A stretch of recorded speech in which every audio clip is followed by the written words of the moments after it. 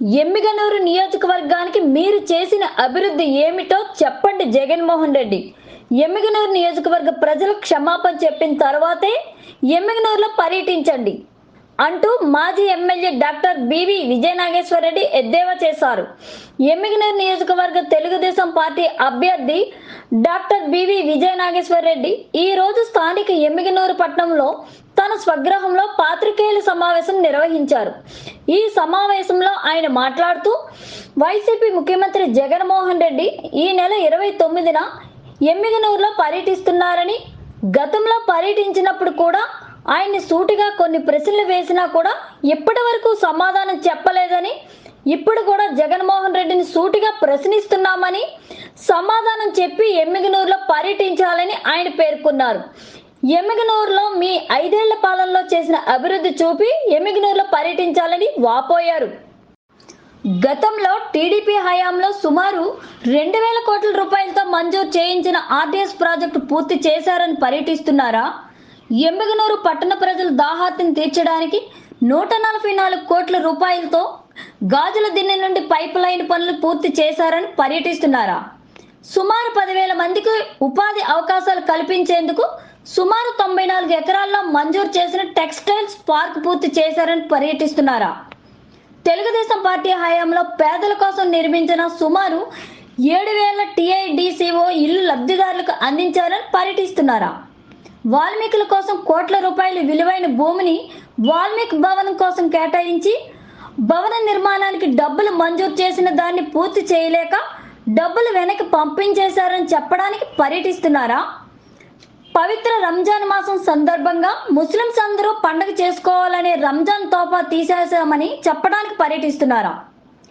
జామియా మసీద్ మరమ్మతుకు కేటాయించిన డబ్బులు వెనక్కి పంపించేశామని చెప్పడానికి పర్యటిస్తున్నారా? మసీదుల్లో ఉండే మౌజన్ ఫేస్ ఇమాంలకు జీతాలు ఇవ్వడం మానేశామని చెప్పడానికి పర్యటిస్తున్నారా? ఎమ్మిగనూరు పట్టణంలో రోడ్ల నిర్మాణానికి టీడీపీ హయాంలో తెచ్చిన సుమారు 30 కోట్ల రూపాయల నిధులు వెనక్కి పంపించేశామని చెప్పడానికి పర్యటిస్తున్నారా? కర్నూలుకు న్యాయం రాజధాని చేసి హైకోర్టును మంజూరు చేశారని పర్యటిస్తున్నారా?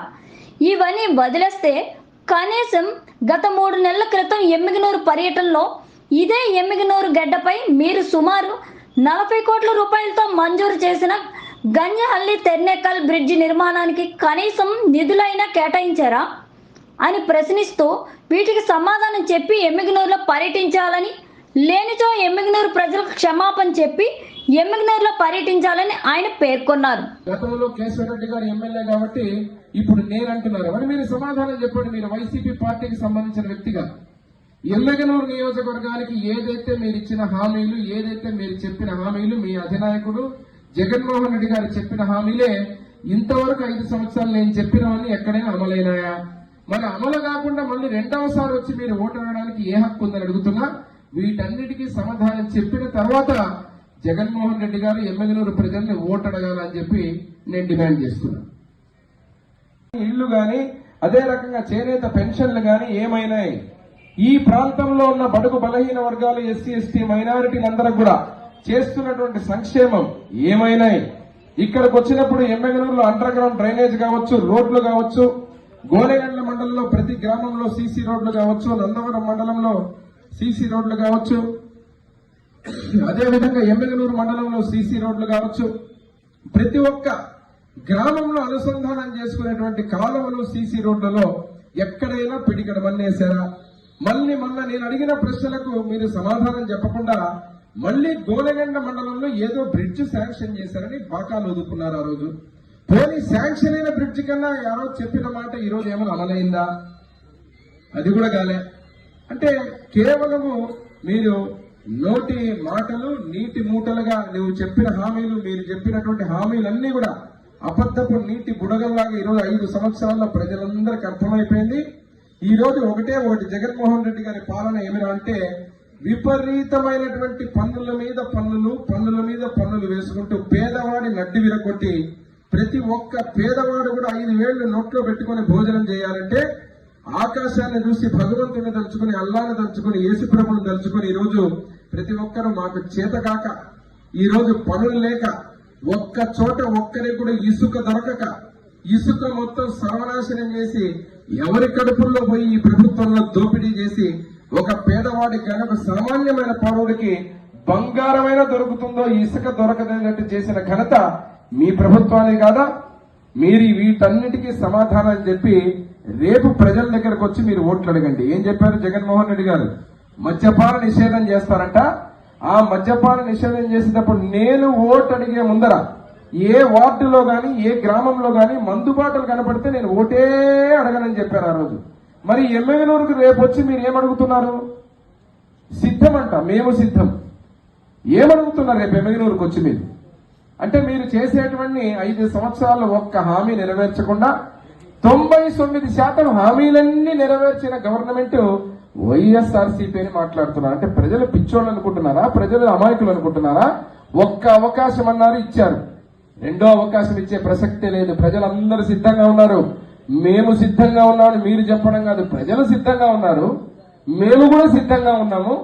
దేనికి సిద్ధంగా ఉన్నామంటే మీరు ఎన్ని కల్లబల్లి మాటలు చెప్పినా, ఎన్ని డ్రామాలు ఆడినా, మీరు డబ్బుల సంచులతోటి రాష్ట్రాన్ని, అదే రకంగా ఎమ్మెగనూరు నియోజకవర్గాన్ని ఆర్టీఎస్ రైట్ కెనాలకు 1986 కోట్ల రూపాయలతో టెండర్ కూడా పిలిచి ఆ ప్రాజెక్ట్ ని మొదలుపెట్టి మేము ఓడిపోయి మా ప్రభుత్వం అధికారం కోల్పోతే 5 సంవత్సరాలు రివర్స్ టెండరింగ్ పేరు మీద ఈ రోజు మీరు ఆ ప్రాజెక్ట్ ని చంపింది నిజం కదా? రాయలసీమ లిఫ్ట్ ఇరిగేషన్ కింద మీరు ఈ రోజు మా ప్రాంతానికి నీళ్లు ఇస్తారని తెలంగాణ ముఖ్యమంత్రితో ఆ రోజున్న కేసీఆర్ తో విందు భోజనాలు ఆరగించి శాలువాలు కప్పి రాయలసీమ ద్రోహిగా ఈ రోజు ఆ ప్రాజెక్టు నుంచి ఒక్క బొట్టు నీటి బొట్టు కూడా మా ప్రాంతానికి రానటువంటి ఆ ప్రాజెక్టుని రాయలసీమ వాసుల కోసమే అని చెప్పి మభ్యపెట్టింది నిజం కాదా? కాళేశ్వరం ప్రాజెక్టుకు మీరు ఆ రోజు ఓపెనింగ్ కు పోయి ఆలింగనాలు చేసుకుని ఇక్కడ కర్నూలు జిల్లాలో ముఖ్యమంత్రి కాకముందు కాళేశ్వరం ప్రాజెక్టుకు వ్యతిరేకంగా కొంగజపం చేసి మా రాయలసీమ వాసుల్ని మోసం చేసింది నిజం కాదా? మరి అదే విధంగా ఇక్కడికి వచ్చినప్పుడు మీరు చూస్తే ఈ ప్రాంతంలో ఉన్నప్పుడు చేనేతల కోసం ప్రత్యేకంగా ఈరోజు అద్భుతమైన కార్యక్రమాలు చేస్తాం, షెడ్లు కట్టిస్తాం, వాళ్ళ జీవన శైలి ప్రమాణాలను పెంచుతామని చెప్పి ఆ రోజు మాటిచ్చి ఈ రోజు ఎక్కడైనా పిడికల మన్నేశారా?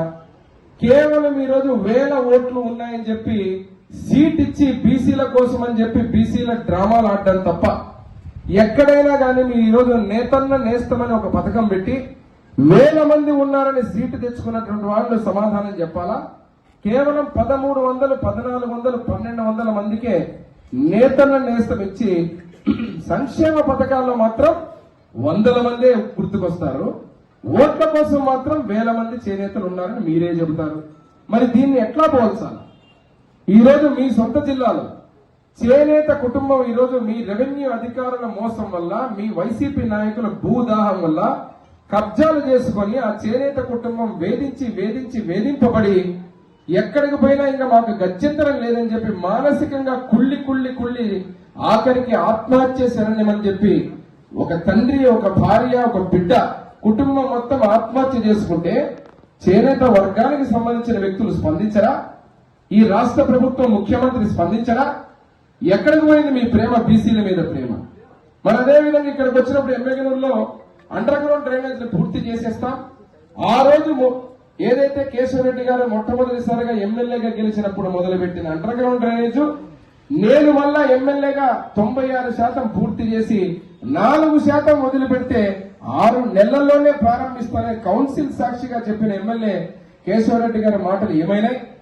ఎమ్మెగనూరు టౌన్ లో ఈరోజు చూస్తే చెత్తకు పన్ను నెల వసూలు చేసుకుంటారు కానీ కాలువలు కాదు కదా, పిచ్చి కుక్కలు స్వైర విహారం చేస్తే శుభ్రం చేసి కాలువలు గాని కుక్కల్ని గాని నియంత్రణ చేసే వ్యవస్థే లేదు.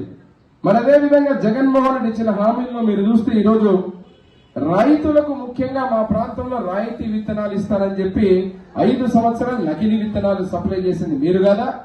ఈ రోజు నకిలీ విత్తనాలతో రైతులు మొత్తం ఈరోజు మరణించి పూర్తిగా ఆత్మహత్యలు చేసుకుని వలసలెళ్లిపోయి ఒక పక్క కరువు, ఒక పక్క మీ నకిలీ విత్తనాల సరఫరాతో ఈ రోజు మొత్తం మా ప్రాంతానికి ప్రాజెక్టులను రాకుండా ఒక్క చుక్క నీటి బిందువు కూడా అందకుండా చేసిన ఘనత జగన్మోహన్ రెడ్డి ప్రభుత్వానికి కాదా? అదే కాకుండా యువత ఉన్నారు. టెక్స్టైల్ పార్క్ వస్తుంది, 100 ఎకరాలు కేటాయించి ఇక్కడ పరిశ్రమతో మా ఎమ్మెగనూరు నియోజకవర్గంలో యువతకు ఉపాధి కలుగుతుంది.